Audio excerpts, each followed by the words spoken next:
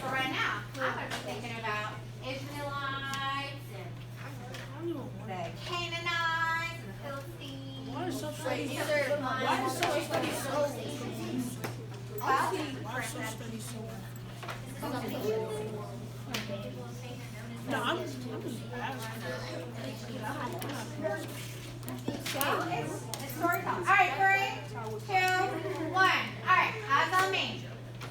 Eyes on my eyes. So I've given you, that was a little bit more than 5 minutes. I didn't set my timer.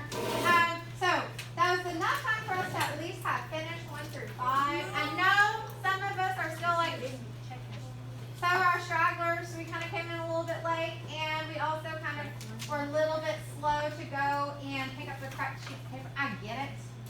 So, let's take a look at number 1. If you're still working on it, that's fine. Okay, I'll take this up tomorrow. We're just going to look at the first little bit of it. I will trust you to finish the last of it by yourself. It's the quiz review. That's 8.2. Okay? We haven't started anything new yet. We will in just a moment. All right. Yes, no, okay. You may start. Yes, you may. That's fine. All right. So number 1, it says, so Travis, read that for me. The people of Canaan, known as the Sea People, who invaded the Mediterranean around 1,200 BC. Oh, I like how you said that. 1,200. Okay? BC. So who was that? B, Miss Ava? It'd be D, the Phoenicians, and really that's referring not to the Phoenicians, but the Philistines. So make sure that's D. We discussed them yesterday and Friday. So we should be pretty well acquainted with them by now. You know, Phoenicians does work too. But really, the Philistines is a more, that's a much more specific answer. Okay. Number 2, an agreement or promise with God. Davion. What was that? Hey. Hey, how do you know? I looked at the book. You looked in the book. What page did you find that? Hold on. I found it on page 200. Page 200. You found covenant. That is an agreement or promise with God. Now remember, we talked about this yesterday. Now you can have a covenant with someone that's not in a religious context, right? You can have a covenant with someone, and it's an agreement. But in this context, it does have a religious twist on it, where it is an agreement with God. And we're going to review that in just a moment. Okay, where we have the tabernacle and the Ark of the Covenant. Okay, yes, sir. Was it okay if we I looked in the definition. That's okay, but we're gonna have to get really. So I don't know if you guys heard this, but Ryan asked me, "Well, is it okay if I looked in the glossary and looked at the definitions?" That's okay, but when it comes to finding answers, like remember yesterday. Can anyone think back? If you have your notebook, you might even be able to pull it up. But I had some comprehension questions for you, right? From your reading the day before. I let you reread and find those answers. Does anyone remember what one of those questions was? No. Okay. I mean, Eviana's looking in her notebook. Eviana, find that for me. You remember. You just tell me, you don't have to remember a specific question. You can just tell me what it was about. It was about like what's happening in the settlement. Yeah, the different people who settled in Canaan. Okay, Dawson, tell me about the other one. It was the other one was it was Moses. It was about Moses, I know, and it was like Moses led who?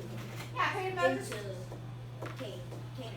Okay, and you got the Israelites. And I asked you to tell me about the Exodus a little bit. So things like pieces like that, those reading comprehension questions. Remember, you've heard me joke before that's really kind of like reading class, except for the historical twist on it. It's like thematic reading.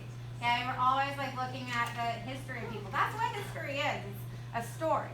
So where I'm getting to my answer for you, Ryan, because you're not the only one who's asked that before.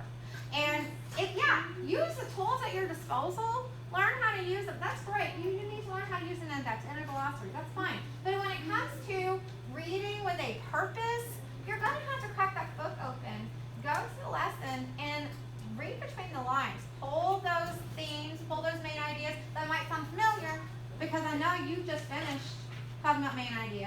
talking about a theme and a moral, you know, of the story, right? In reading and in writing. So some of you have just finished narrative. So this is on the flip side. This is how you use that. Okay? And eventually, funnily enough, you may not think about it this way, but someday narratives that you write will become like history books that people study. Isn't that kind of weird? Narratives, the start of the year. Yeah, you started writing narratives. So isn't that kind of weird? In like 100, 200 years, maybe a narrative that you write might end up being in a history book. And someone will have to read your narrative and have to pull between the lines and pull the themes out of it. And then they might get, am I really loud? Being right next to you.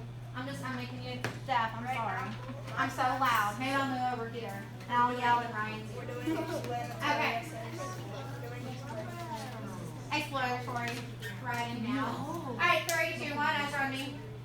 So, anyway, yes, you're still going to have to read for that. Like for these. Alright, so we're just looking at the vocab. We should knock this out. I'm sorry, I'm taking a little bit longer than I wanted to with this. So number 3, read that for me, Brody. Oh, what's your question? Real quick. The Israelites later become the Canaanites. We're going to talk about that actually, so put a pin in that thought, because we're going to look at that specifically. Okay, that's a really good question. Alright, number 3. Piper, read that for me.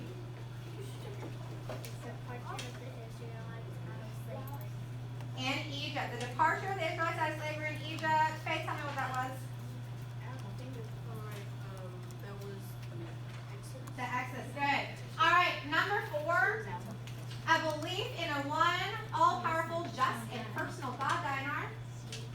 Monotheism. We've only talked about that. Versus what's the opposite of monotheism? I can't remember. It starts with a P. Polytheism. Ryan, what does that remind me? Tell me out. Polytheism. Man, thank you. I just kind of. All right. Number 5. Read that for me, Blaze. The name laws